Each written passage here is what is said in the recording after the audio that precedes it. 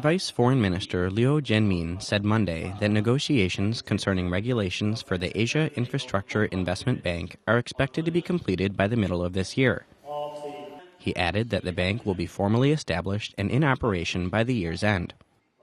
Liu made the remarks at the Asia Cooperation Dialogue held in Fuzhou, capital of Southeast China's Fujian province.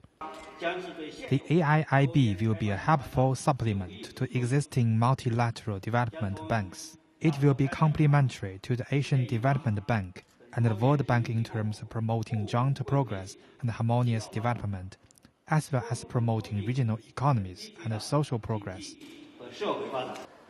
The bank is intended to be an international financial institution that will fund infrastructure projects in Asia. It has an initial subscribed capital of $50 billion and a planned authorized capital of $100 billion. 57 countries have submitted applications to be the founding members of the bank.